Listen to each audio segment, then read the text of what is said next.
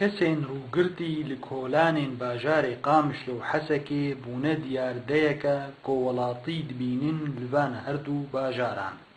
ئەف کەسێن ڕووگرتی ئەندامن دە ئارتێشا بەرەڤانیێ یا نیشتیمانی بسەرۆکاتیە محەممەد الفارس شێخێ ئێلا طەی یا عەرەب. ئەف کۆم سەر بە رێژیمێ ڤەنە و دبن سیوانە رێژیمێ دەکار دکن و شەڕ دکن لە دژی کۆمێن چەکدار یên bi ser opozîsyonê ve li gelek deveran ji parêzgeha Hesekê. Ev hêz hatin avakirin dibin biryarek rejîmê de dikaribin kesê hevalbendê xwe ji milîşiyatê Baef û ji serokê hinek eşîra erebî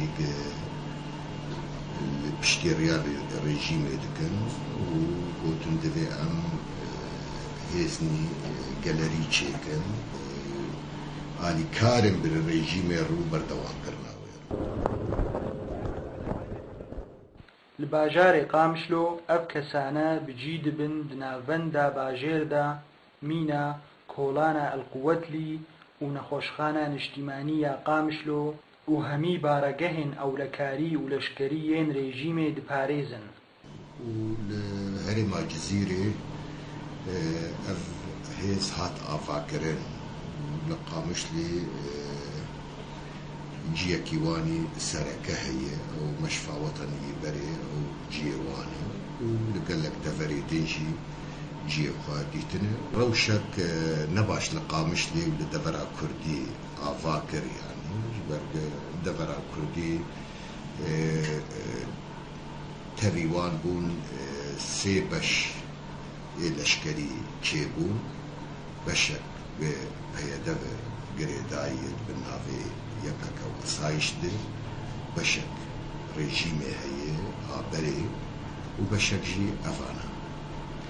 û her yek jî tiştê bi serê xwe dike û karê ew dixwaze dike.